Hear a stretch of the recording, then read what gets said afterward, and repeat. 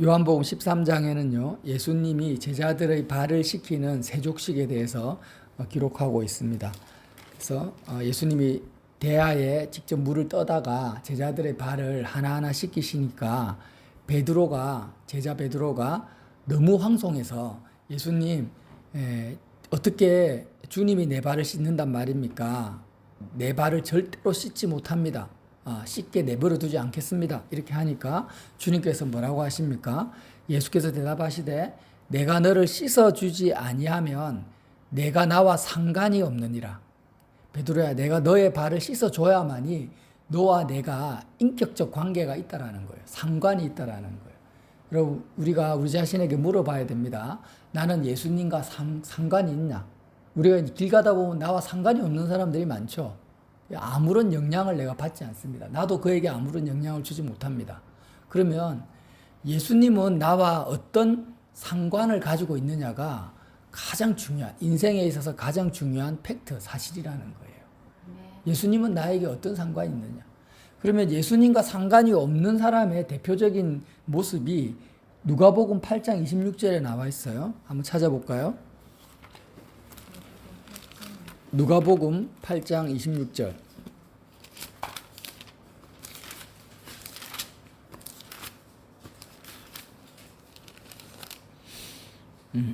제가 읽어드릴게요. 그들이 갈릴리 맞은편 그라사인의 땅에 이르러 예수께서 육지에 내리심에 그 도시 사람으로서 귀신 들린 자 하나가 예수를 만나니 그 사람은 오래 옷을 입지 아니하며 집에 거하지도 아니하고 무덤 사이에 거하는 자라. 예수를 보고 부르짖으며 그 앞에 엎드려 큰 소리로 불러 이르되 지극히 높으신 하나님의 아들 예수여, 당신이 나와 무슨 상관이 있나이까? 당신께 구하노니 나를 괴롭게 하지 마옵소서 하니. 그러니까 갈릴리 맞은편 그라사인의 땅에 예수님이 가셨는데 배를 타고 가셨습니다. 육지에 내리자마자 그 도시에 귀신 들린 사람이 예수님과 마주치게 되었어요. 그런데 이 사람은 어떤 사람이냐? 무덤 사이에 거주하는 사람이에요. 집에 사는 것이 아니라 사람이 죽은 무덤에 굴을 파고 무덤 안에서 살고 옷을 하나도 입지 않았습니다. 벌거벗은 채 살고 얼마나 짐승 같고 정말 끔찍하잖아요. 무덤 사이에서 시루라기 하나 걸치지 않고 그렇게 사람들을 해치면서 놀래키면서 그렇게 짐승처럼 사는 사람이 있었는데, 그가 이렇게 살았던 이유는 뭐냐? 귀신 들렸기 때문에. 귀신이 그를 사로잡고, 귀신이라는 것은 악한 영이잖아요. 세상의 영을 말합니다. 이 귀신이 그를 사로잡고 있었는데 예수님이 오니까 뭐라고 합니까? 귀신이 그 사람 입을 통해서 말합니다. 예수님, 당신은 나와 무슨 상관이 있나이까? 그러니까 한마디로 말해서 예수님과 상관이 없는 존재는 어떤 존재냐? 마귀 귀신이라는 겁니다. 이해가 되십니까? 그래서 베드로에게 예수님이 말씀하십니다. 내가 너의 발을 씻어주지 않으면 너는 나와 상관이 없다라는 거예요. 예수님이 우리의 발을 씻어주셔야만이 우리는 귀신의 영역에서 벗어날 수 있다. 마귀의 영역에서 벗어날 수 있다. 이건 굉장히 중요한 말씀이거든요. 근데 오늘 읽지 않은 말씀, 요한복음 13장 9절 한번 계속해서 읽어볼게요. 시몬 베드로가 이르되 주여, 내 발뿐 아니라 손과 머리도 씻어 주옵소서.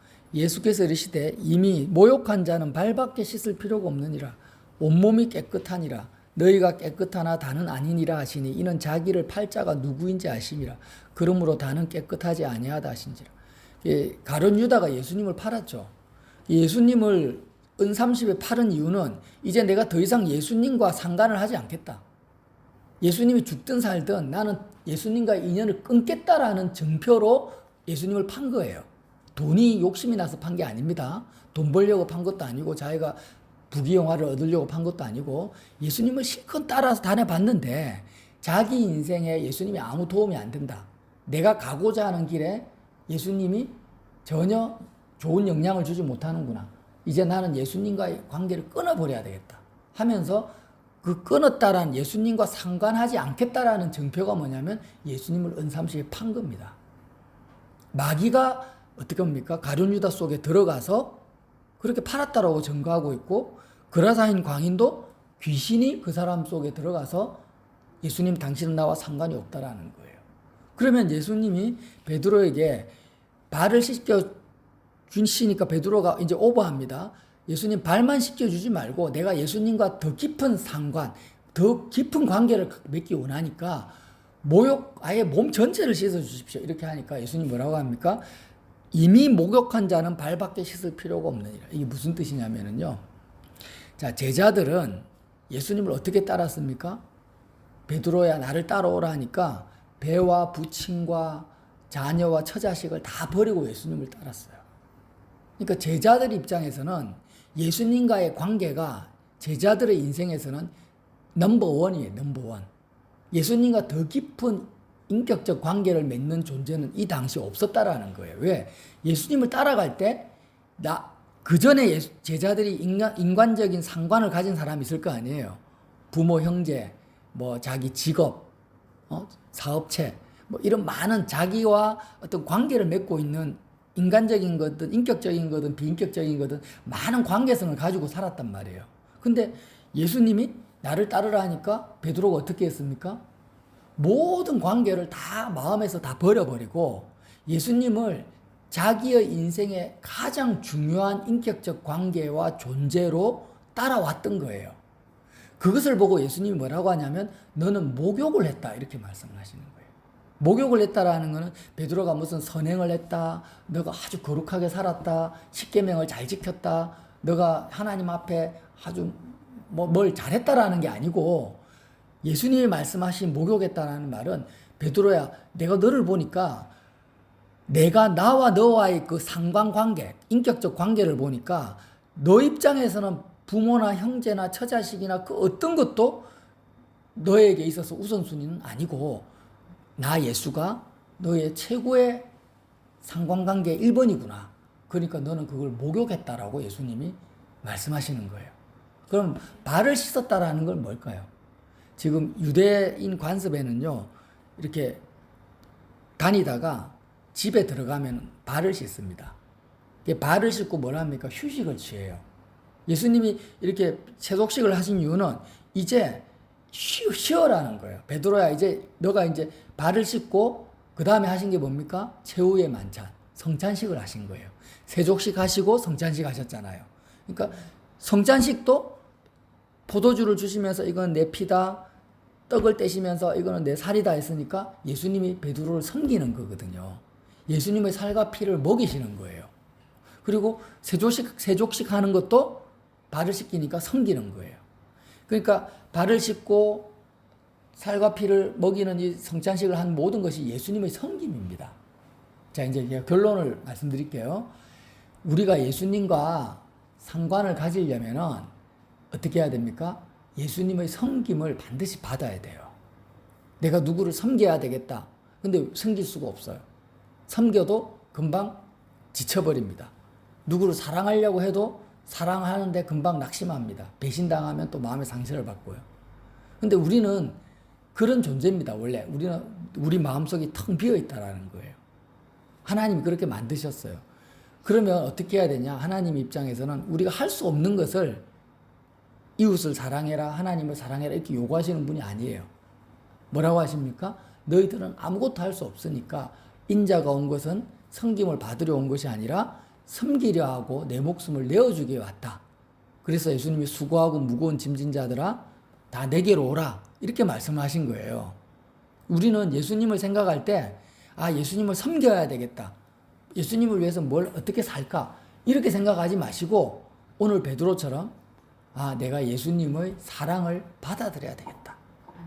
예수님의 섬김을 받아야 되겠다.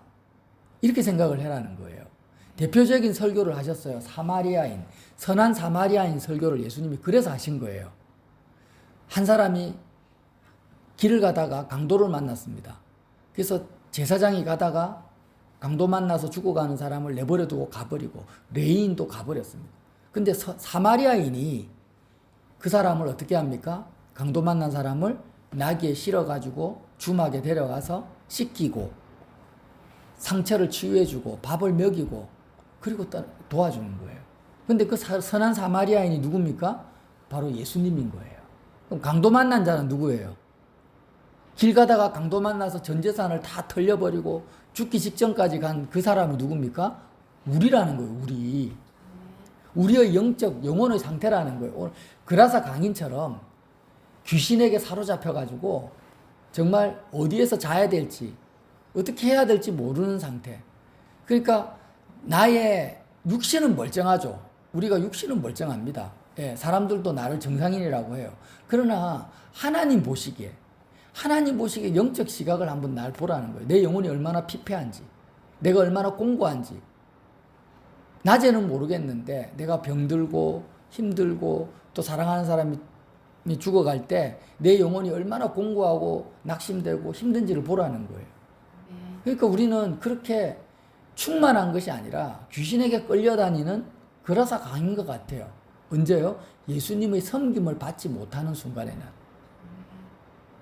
그래서 항상 우리가 얼마나 영적으로 교만한지를 보라는 것입니다. 뭐가 교만합니까? 난 혼자서 할 수 있어. 난 뭔가 할 수 있어. 할 수 있죠. 건강하고 젊을 때는 할 수 있죠. 그러나 곧 나이가 80이 되고 90이 되고 주변에 사랑하는 사람이 하나하나 죽어가면은 내가 아무것도 할 수 없는 흙으로 왔다 흙으로 가는 존재라는 걸 알게 됩니다. 하나님이 그렇게 인생을 만들어 놓으신 거예요. 그 틀에서 아무도 벗어날 수가 없어요. 맨몸으로 왔다가 맨몸으로 가는 겁니다.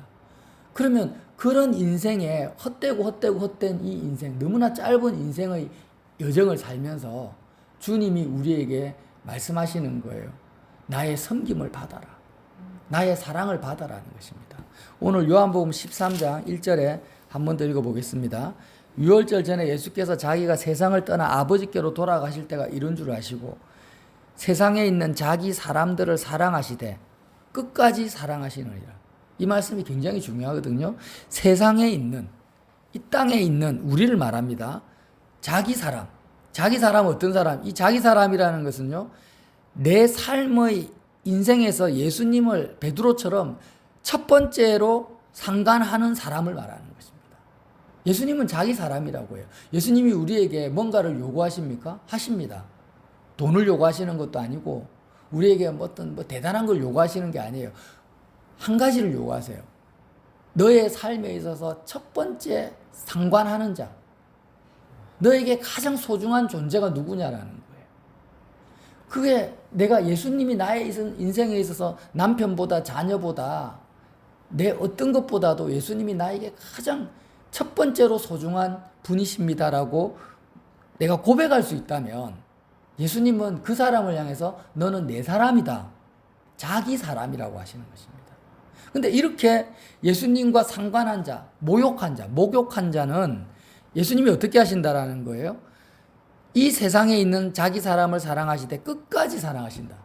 끝까지 사랑하신다라는 거예요. 우리는 때때로 베드로가 이 사건 있고 난 다음에 어떻게 합니까? 바로 예수님을 저주합니다. 3번이나 부인합니다.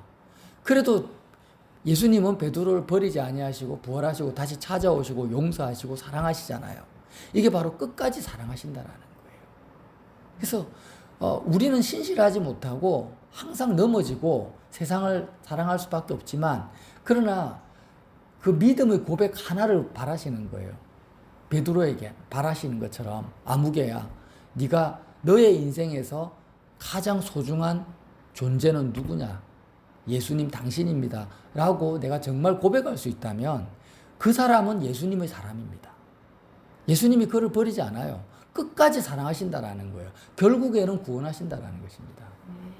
그리고 그 자기 사람을 향해서 주님은 어떻게 하십니까? 섬기러 오셨다라는 거예요. 여러분께서 기도할 때 내가 주님을 위해서 뭔가를 해야 되겠다 이렇게 생각하지 마시고 섬김을 받는다라고 생각하십시오.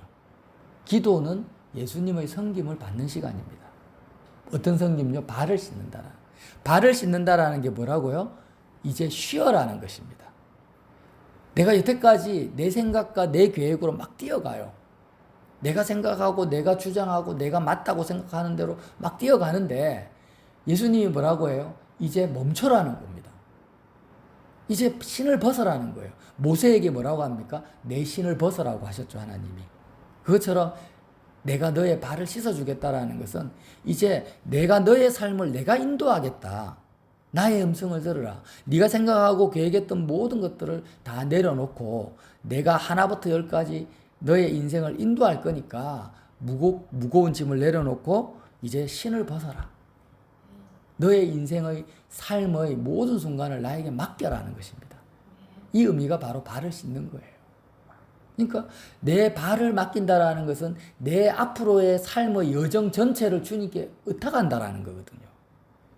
그렇게 맡기면 이제 그때부터 주님이 어떻게 하십니까? 첫 번째로 하시는 일이 살과 피를 우리에게 먹이십니다. 그리스도의 죽음에 참여하게 하신다라는 거예요. 그리스도의 죽음에 참여한다라는 것은 내 마음이 세상을 떠나서 구원을 하나님 아버지께로 내 마음이 간다라는 뜻이고, 이것을 바로 구원의 섬김이라고 표현할 수 있습니다. 다시 한번 말씀드릴게요. 세상 사람들은 섬긴다고 하면 많은 종류의 섬김이 있는데 예수님의 섬김은 우리를 세상에서 구원하시는 구원의 섬김이에요.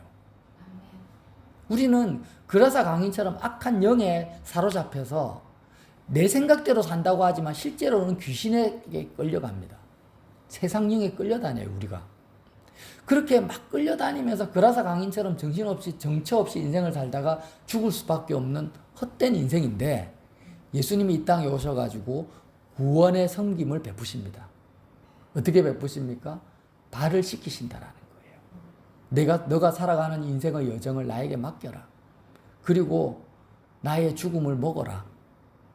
세상에서 빠져나와라. 우리 마음이 빠져나와서 하나님 아버지께로 너의 마음을 향해라는 거예요. 하나님께 우리의 마음을 향하면은 그때부터 주님이 나의 삶을 인도해 가시는데, 어떻게 인도해 가십니까?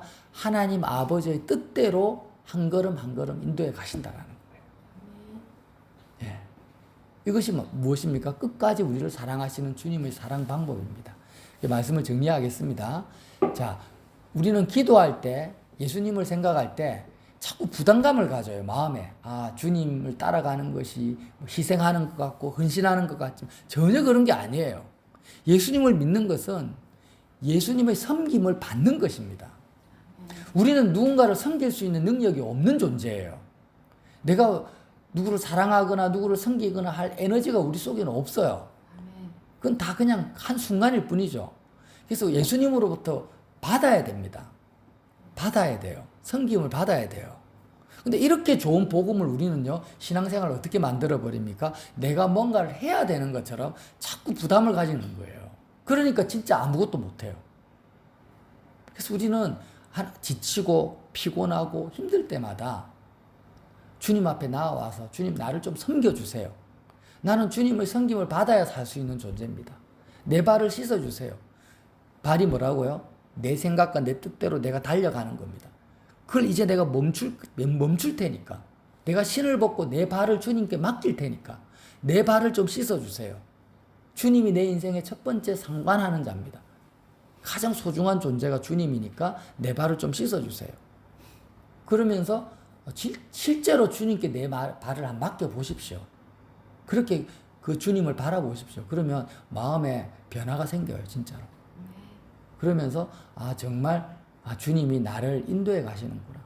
주님이 내 삶을 주장해 가시는구나 라는 것을 마음에서부터 느끼기 시작한다라는 것입니다. 그렇게 매 순간 그리스도의 섬김을 받는 자가 되시기를 예수님 이름으로 빌어드립니다.